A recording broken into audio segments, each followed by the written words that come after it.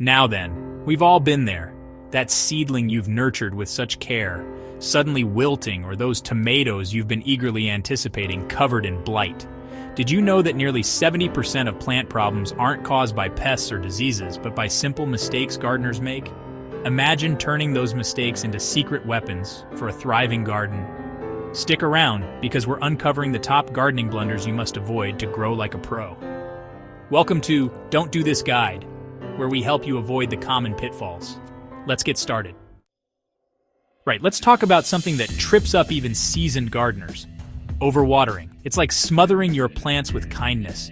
You see a drooping leaf and think, water? It must need water. But often that's not the case. Overwatering suffocates the roots, depriving them of the oxygen they need to absorb nutrients. It's like trying to breathe through a soggy tea bag. The result? Root rot, yellowing leaves, and ultimately, a very sad plant.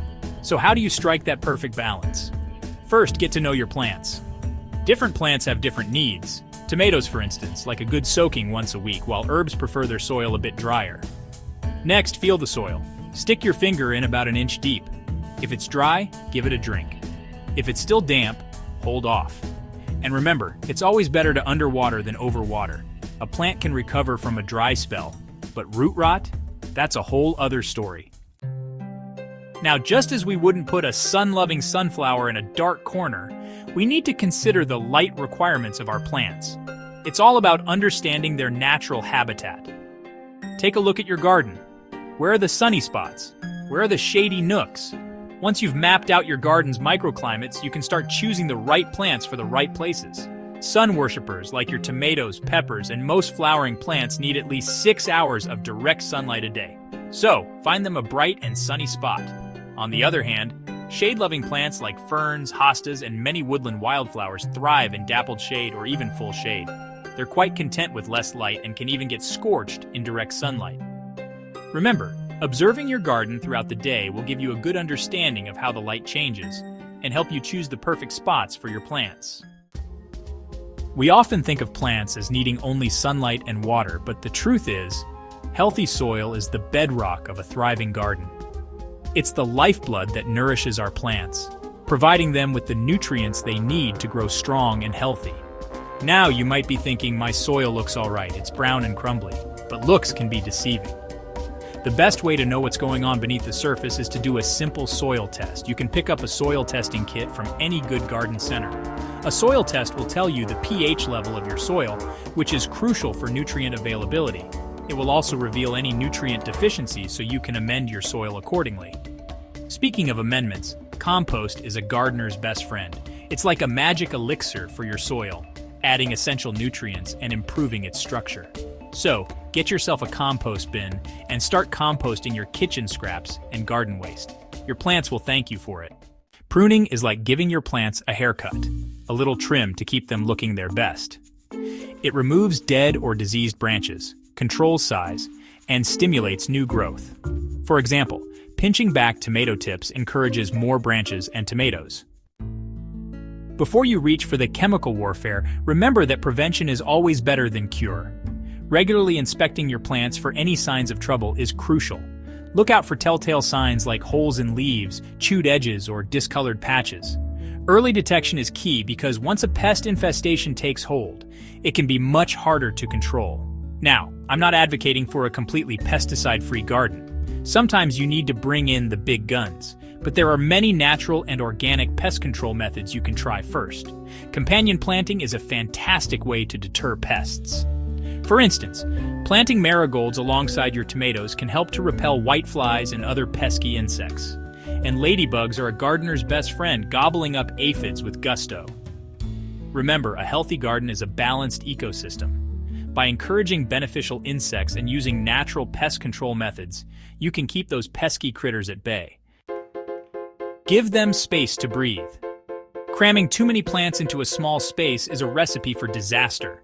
They compete for sunlight, water, and nutrients, stunting growth and reducing yield. Overcrowding also creates the perfect environment for pests and diseases. Check plant tags or search online for recommended spacing. Give your plants a bit more space for healthier growth and a bountiful harvest.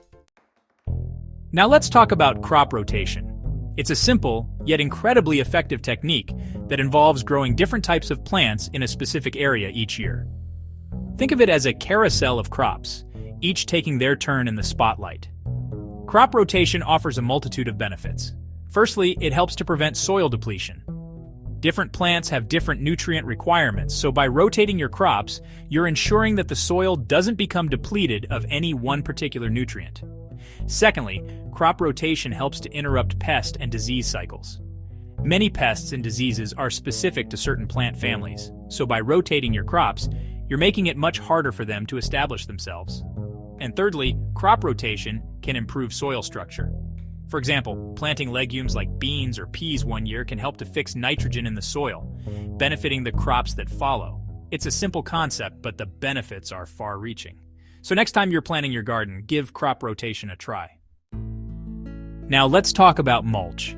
It's not the most glamorous gardening task, but trust me, it's one of the most beneficial. Think of mulch as a cozy blanket for your soil, protecting it from the elements and keeping it happy and healthy. Mulching offers a whole host of benefits.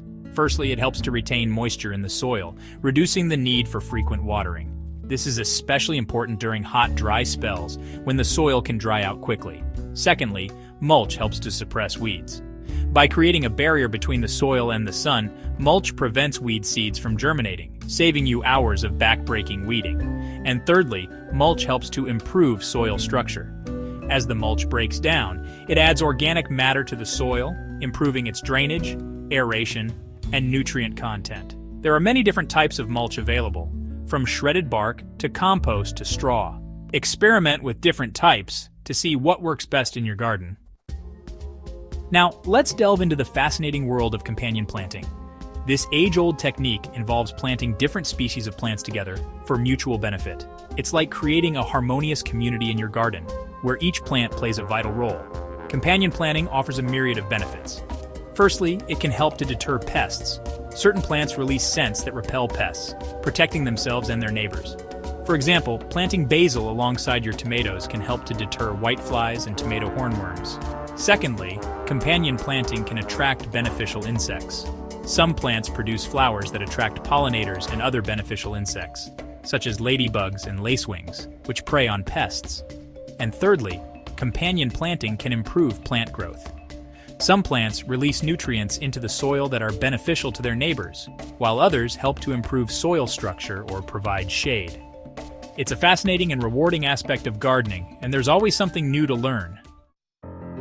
Gardening, like life, is a journey, not a destination. There will be triumphs and setbacks, moments of joy and moments of frustration. But the most important thing is to never give up. Remember, even the most experienced gardeners have faced challenges and made mistakes along the way. It's all part of the learning process. Don't be afraid to experiment, to try new things, and to learn from your mistakes. When faced with a problem, don't despair. Take a step back, observe your plants, and try to identify the underlying cause. Often, a simple adjustment to watering, feeding, or lighting can make all the difference. And remember, gardening is a journey of discovery. Every season brings new challenges and rewards, and there's always something new to learn. There you have it, 10 mistakes to avoid for a flourishing, professional-looking garden. Which mistake surprised you the most? Let us know in the comments below. Remember, gardening is a continual learning experience. Don't be afraid to get your hands dirty, to experiment, and to learn from your mistakes. The more you garden, the more you'll discover the joys and rewards it brings.